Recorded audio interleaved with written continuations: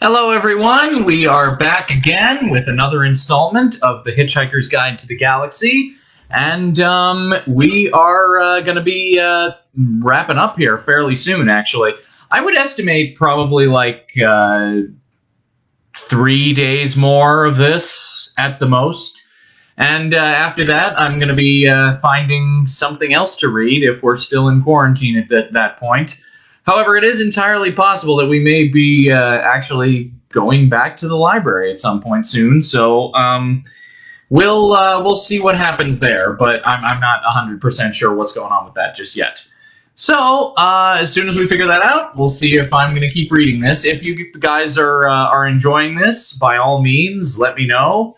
Let me know if there's anything else you want me to read that you might want me to hear. On the library poll previously was Fellowship of the Ring by J.R.R. Tolkien, which might very well still be a thing that I read next. Let me know if that's something that you might be interested in hearing, and we'll see what goes on next.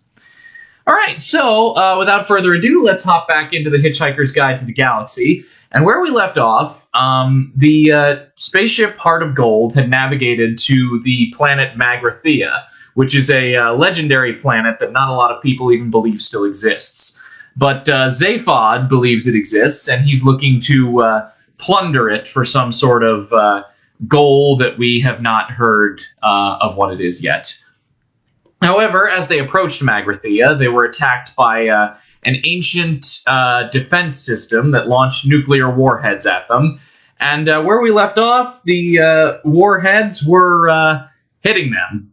So, we'll see what happens next, shall we? Let's hop right in with Chapter 18. And the next thing that happened after that was that the Heart of Gold continued on its way perfectly normally with a rather fetchingly redesigned interior. It was somewhat larger and done out in delicate pastel shades of green and blue. In the center, a spiral staircase, leading nowhere in particular, stood in a spray of ferns and yellow flowers, and next to it, a stone sundial pedestal housed the main computer terminal. Cunningly deployed lighting and mirrors created the illusion of standing in a conservatory, overlooking a wide stretch of exquisitely manicured garden. Around the periphery of the conservatory area stood marble-topped tables on intricately beautiful wrought iron legs. As you gazed into the polished surface of the marble, the vague forms of instruments became visible, and as you touched them, the instruments materialized instantly under your hands. Looked at from the correct angles, the mirrors appeared to reflect all the required data readouts, though it was far from clear where they were reflected from. It was, in fact, sensationally beautiful. Relaxing in a wickerwork sun chair, Zaphod Beeblebrock said, "What the hell happened?" "Well, I was just saying," said Arthur, lounging by a small fish pool, "there's this improbability drive switch over here." He waved at where it had been. There was a potted plant there now. "But where are we?" said Ford, who was sitting on the spiral staircase, a nicely chilled pan-galactic gargle blaster in his hand. "Exactly where we were, I think," said Trillian, as all about them the mirrors suddenly showed them an image of the blighted landscape of Magrathea, which still scooted along beneath them. Zaphod leaped out of his seat. "Then what's happened to the missiles?" he said. A new and astounding image appeared in the mirrors. "They would appear," said Ford doubtfully, "to have been turned into a bowl of petunias and a very surprised-looking whale." "Add an improbability factor," cut in Eddie, who hadn't changed a bit, "of 8,767,128 to 1 against." Zaphod stared at Arthur. "Did you think of that, Earthman?" he demanded. "Well," said Arthur, "all I did was—" "That's very good thinking, you know. Turn on the improbability drive for a second without first activating the proving screens. Hey, kid, you just saved our lives, you know that?" "Oh," said Arthur. "Well, it was nothing, really." "Was it?" said Zaphod. "Oh, forget it then. Okay, computer, take us into land." "But," I said, "forget it." Another thing that had got forgotten was the fact that against all probability, a sperm whale had suddenly been called into existence several miles above the surface of an alien planet. And since this is not a naturally tenable position for a whale, this poor innocent creature had very little time to come to terms with its identity as a whale, before it then had to come to terms with not being a whale anymore. This is a complete record of its thought, from the moment it began its life till the moment it ended it. Ah, what's happening? It thought. Excuse me, who am I? Hello? Why am I here? What's my purpose in life? What do I mean by who am I? Calm down, get a grip now. Ooh, this is an interesting sensation. What is it? It's a sort of yawning, tingling sensation in my... Well, I suppose I better start finding names for things if I want to make any headway in what, for the sake of what I shall call an argument, I shall call the world. So let's call it my stomach. Good. Ooh, it's getting quite strong. And hey, what about this whistling, roaring sound going past what I'm suddenly going to call my head? Perhaps I can call that wind. Is that a good name? It'll do. Perhaps I can find a better name for it later when I've found out what it's for. It must be something very important because there certainly seems to be a hell of a lot of it. Hey, what's this thing? Let's call it a tail. Yeah, tail. Hey, I can really thrash it about pretty good, can't I? Wow! Wow, that feels great! That doesn't seem to achieve very much, but I'll probably find out what it's for later on. Now, have I built up any coherent picture of things yet? No. Never mind. Hey, this is really quite exciting. So much to find out about, so much to look forward to. I'm quite dizzy with anticipation. Or is it the wind? Oh, there really is a lot of that now, isn't there? And wow, hey, what's this thing suddenly coming toward me very fast? Very, very fast. So big and flat and round, it needs a big, wide-sounding name like round. Ground, that's it. That's a good name. Ground. I wonder if it'll be friends with me. And the rest, after a sudden wet thud, was silence. Curiously enough, the only thing that went through the mind of the bowl of petunias as it fell was, oh no, not again. Many people have speculated that if we knew exactly why the bowl of petunias had thought that, we would know a lot more about the nature of the universe than we do now. And that takes us into chapter 19. Are we taking this robot with us? Said Ford, looking with distaste at Marvin, who was standing in an awkward hunched posture in the corner under a small palm tree. Zaphod glanced away from the mirror screens, which presented a panoramic view of the blighted landscape on which the Heart of Gold had now landed. Oh, the paranoid android, he said. Yeah, we'll take him. But what are you supposed to do with a manically depressed robot? You think you've got problems, said Marvin, as if he were addressing a newly occupied coffin. What are you supposed to do if you are a manically depressed robot? No, don't bother to answer that. I'm 50,000 times more intelligent than you, and even I don't know the answer. It gives me a headache just trying to think down to your level. Trillian burst in through the door from her cabin. My white mice have escaped, she said. An expression of deep worry and concern failed to cross either of Zaphod's faces. That's to your white mice, he said. Trillian glared an upset glare at him and disappeared again. It is possible that her remark would have commanded greater attention had it been generally realized that human beings were only the third most intelligent life form present on the planet Earth, instead of, as was generally thought by most independent observers, the second. Good afternoon, boys. The voice was oddly familiar, but oddly different. It had a matriarchal twang. It announced itself to the crew as they arrived at the airlock hatchway that would let them out on the planet's surface. They looked at each other in puzzlement. It's the computer, explained Zaphod. I discovered it had an emergency backup personality that I thought might work out better. Now this is going to be your first day out on a strange new planet, continued Eddie's new voice. So I want you all wrapped up, snug and warm, and no playing with any naughty bug-eyed monsters. Zaphod tapped impatiently on the hatch. I'm sorry, he said. I think we might be better off with a slide rule. Right, snapped the computer. Who said that? Will you open up the exit hatch, please, computer? Said Zaphod, trying not to get angry. Not until whoever said that owns up, urged the computer, stamping a few synapses closed. Oh, God, muttered Ford, slumped against a bulkhead. He started to count to 10. He was desperately worried that one day sentient life forms would forget how to do this. Only by counting could humans demonstrate their independence of computers. Come on, said Eddie sternly. Computer, began Zaphod. I'm waiting, interrupted Eddie. I can wait all day if necessary. Computer, said Zaphod again, who had been trying to think of some subtle piece of reasoning to put the computer down with, and had decided not to bother competing with it on its own ground. If you don't open that exit hatch this moment, I shall zap straight off to your major databanks and reprogram you with a very large axe. Got that? Eddie, shocked, paused and considered this. Ford carried on counting quietly. This is about the most aggressive thing you can do to a computer, the equivalent of going up to a human being and saying, blood, blood, blood, blood. Finally, Eddie said quietly, I can see this relationship is something we're all going to have to work at. And the hatchway opened. An icy wind ripped into them. They hugged themselves warmly and stepped down the ramp onto the barren dust of Magrathea. It'll all end in tears, I know it! Shouted Eddie after them and closed the hatchway again. A few minutes later, he opened and closed the hatchway again in response to a command that caught him entirely by surprise. Chapter 20. 5 figures wandered slowly over the blighted land.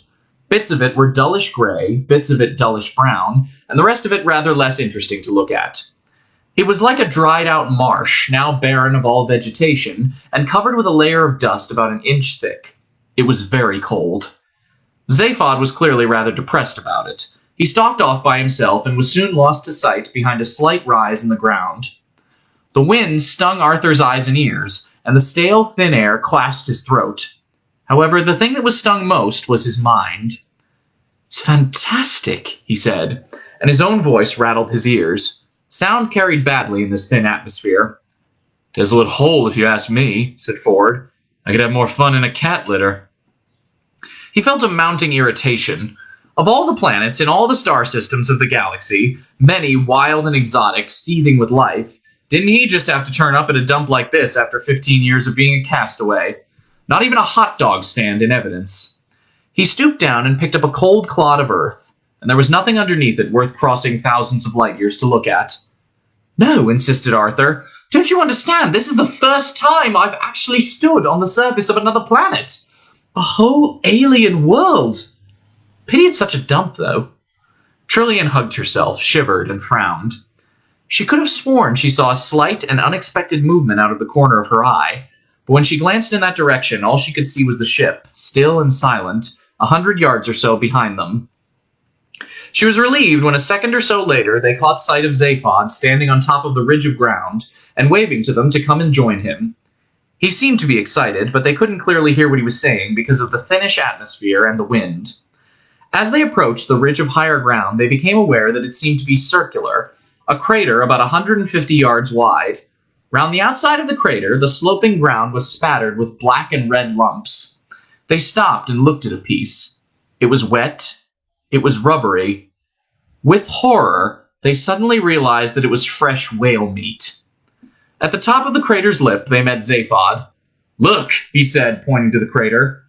In the center lay the exploded carcass of a lonely sperm whale that hadn't lived long enough to be disappointed with its lot. The silence was only disturbed by the slight involuntary spasms of Trillian's throat. I suppose there's no point in trying to bury it, murmured Arthur, and then wished he hadn't. Come, said Zaphod, and started back down into the crater. What, down there? Said Trillian with severe distaste. Yeah, said Zaphod. Come on, I've got something to show you. We can see it, said Trillian. Not that, said Zaphod. Something else, come on. They all hesitated. Come on, insisted Zaphod. I found a way in. In? Said Arthur in horror. Into the interior of the planet, an underground passage. The force of the whale's impact cracked it open, and that's where we have to go. Where no man has trod these 5 million years, into the very depths of time itself.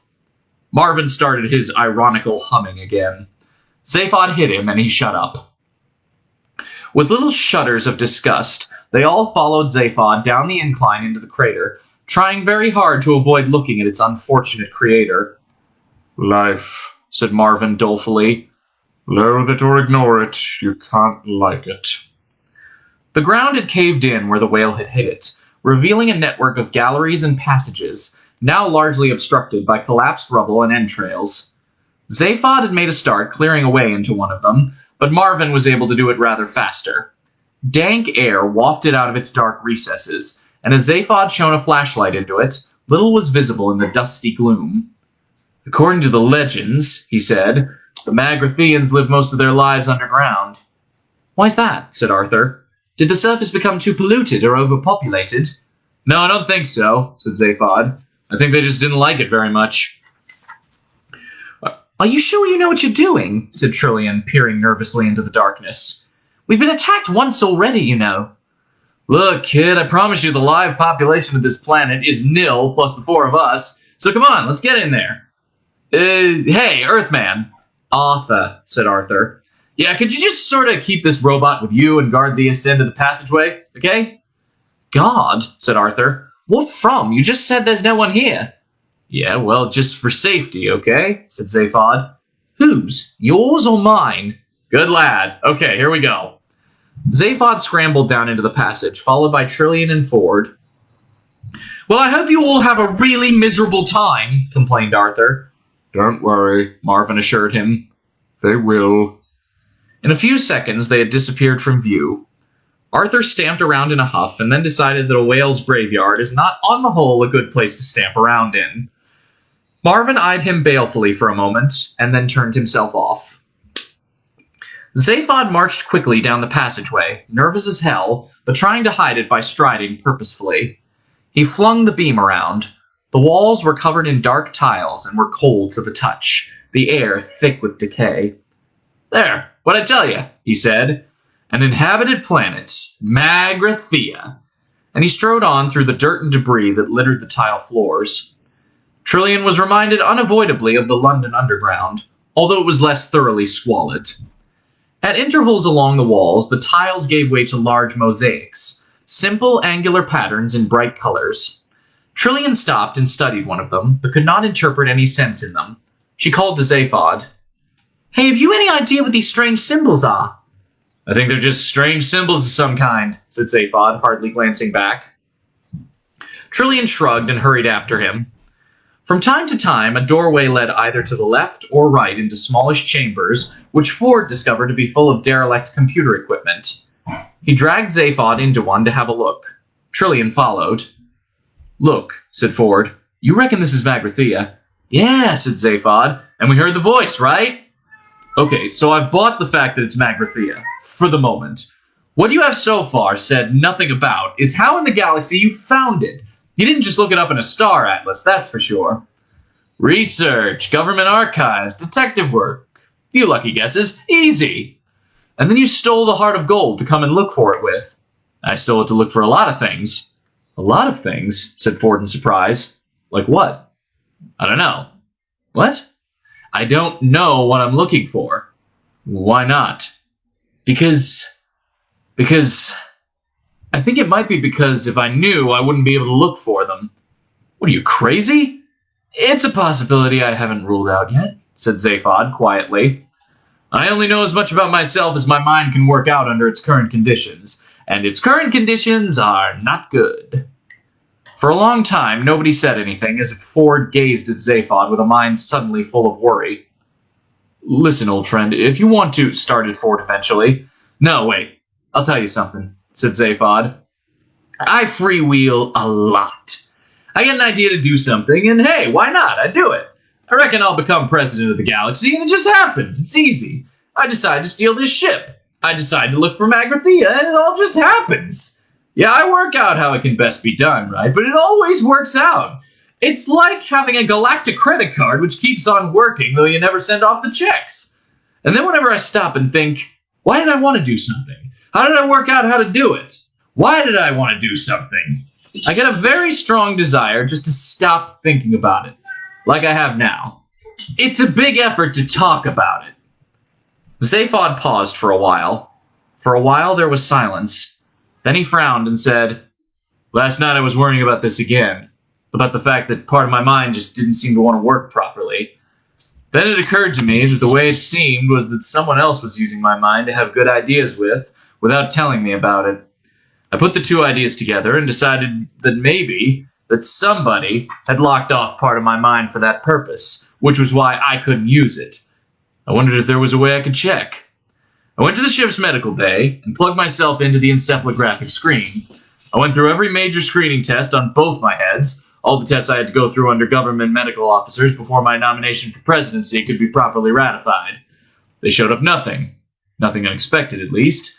They showed that I was clever, imaginative, irresponsible, untrustworthy, extroverted, nothing you couldn't have guessed, and no other anomalies. So I started inventing further tests completely random.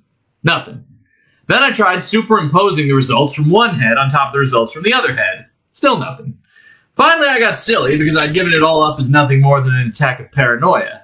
Last thing I did before I packed it in was take the superimposed picture and look at it through a green filter. You remember I was always superstitious about the color green when I was a kid? I always wanted to be a pilot on one of the trading scouts. Ford nodded. And there it was, said Zaphod, clear as day. A whole section in the middle of both brains that related only to each other and not to anything else around them. Some bastard had cauterized all the synapses and electronically traumatized those 2 lumps of cerebellum.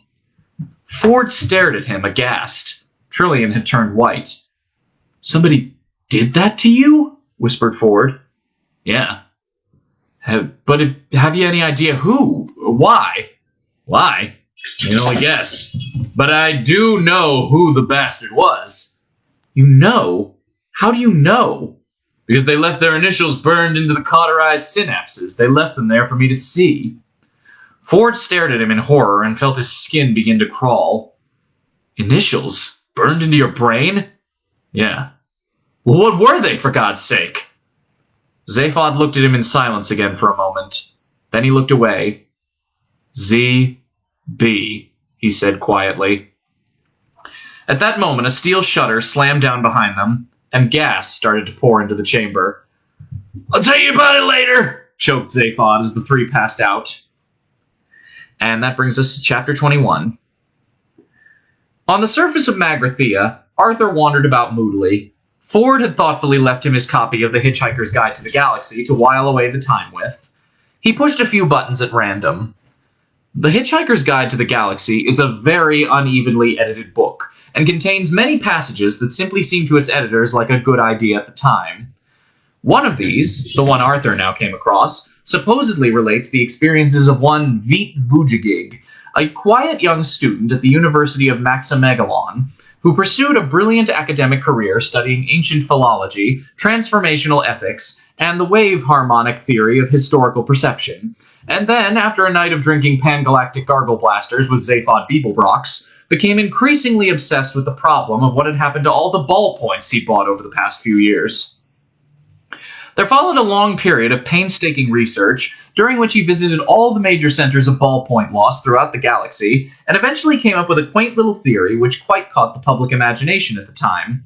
Somewhere in the cosmos, he said, along with all the planets inhabited by humanoids, reptiloids, fishoids, walking treeoids, and superintelligent shades of the color blue, there was also a planet entirely given over to ballpoint lifeforms. And it was to this planet that unattended ballpoints would make their way, slipping away quietly through wormholes in space to a world where they knew they could enjoy a uniquely ballpointoid lifestyle, responding to highly ballpoint-oriented stimuli and generally leading the ballpoint equivalent of the good life. As theories go, this was all fine and pleasant, until Veet Vujagig suddenly claimed to have found this planet, and to have worked there for a while, driving a limousine for a family of cheap green retractables, whereupon he was taken away, locked up, wrote a book, and was finally sent into tax exile, which is the usual fate reserved for those who are determined to make fools of themselves in public. When one day an expedition was sent to the spatial coordinates that Vujagig had claimed for this planet, they discovered only a small asteroid inhabited by a solitary old man who claimed repeatedly that nothing was true, though he was later discovered to be lying.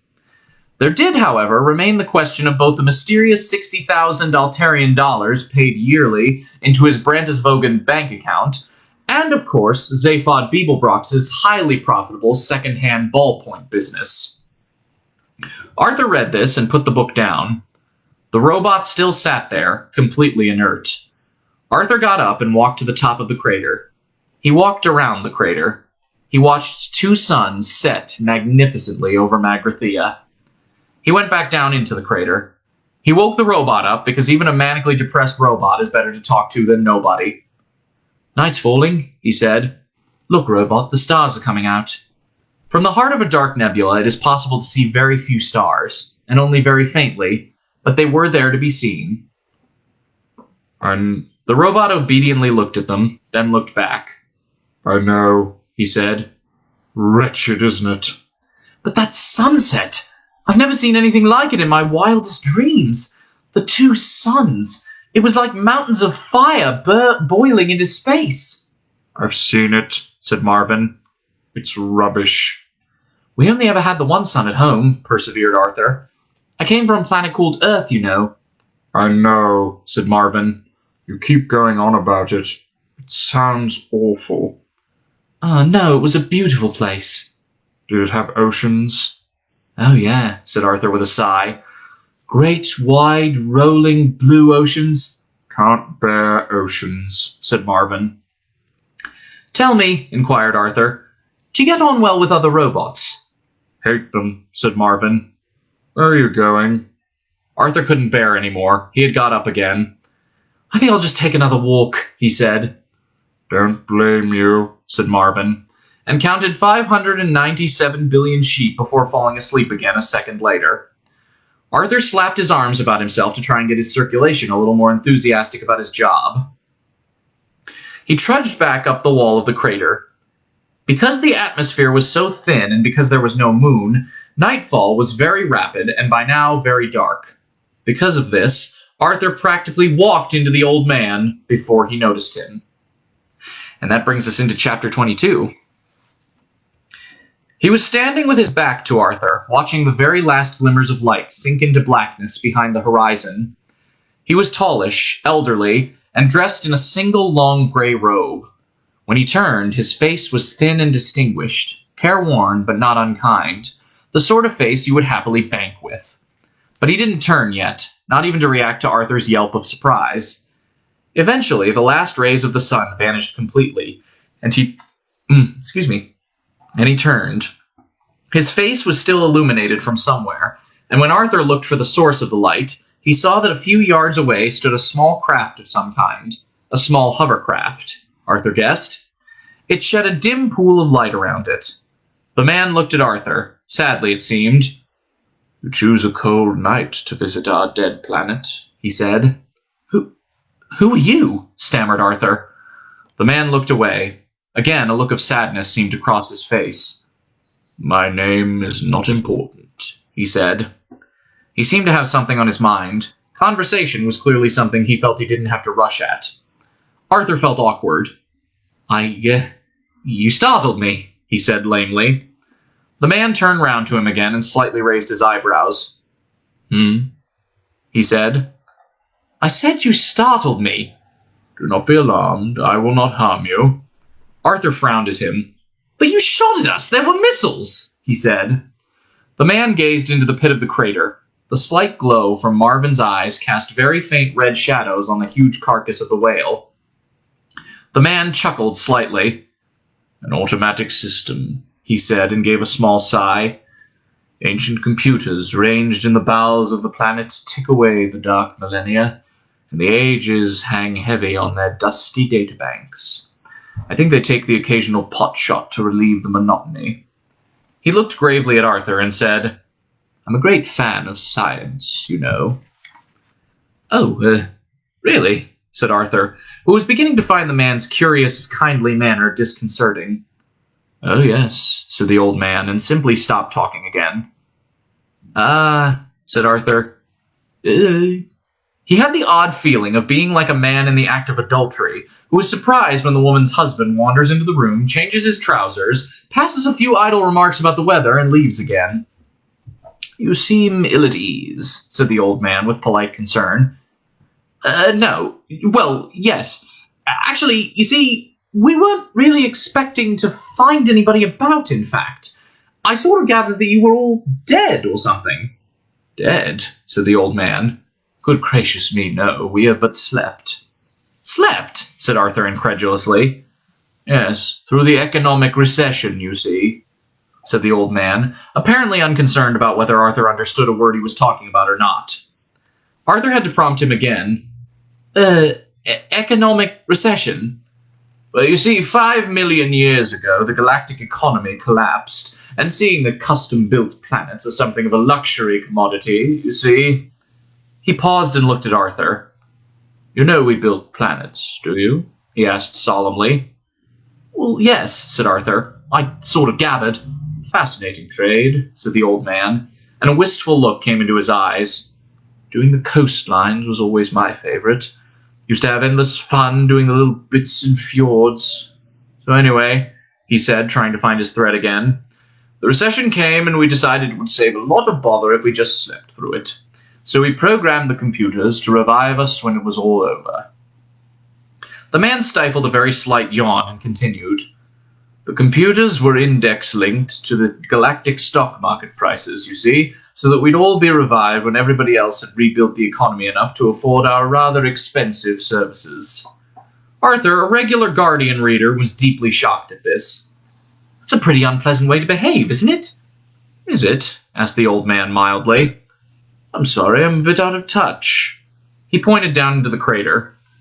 Is that robot yours? He said. No, came a thin metallic voice from the crater. I'm mine. If you'd call it a robot, muttered Arthur.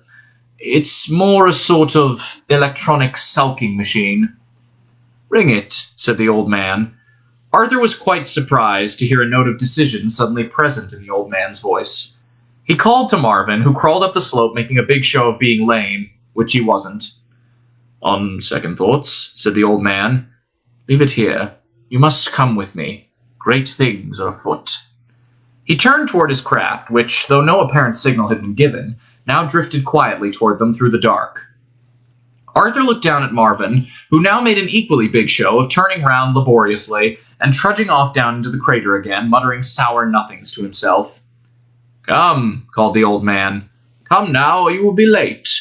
Late, said Arthur. What for? What is your name, human? Dent. Arthur Dent, said Arthur. Late, as in the late Dent Arthur Dent, said the old man sternly. It's a sort of threat, you see. Another wistful look came into his tired old eyes. I've never been very good at them myself, but I'm told they can be very effective. Arthur blinked at him. An extraordinary person, he muttered to himself. I beg your pardon, said the old man. Oh, nothing, I'm sorry, said Arthur in embarrassment. All right, where do we go?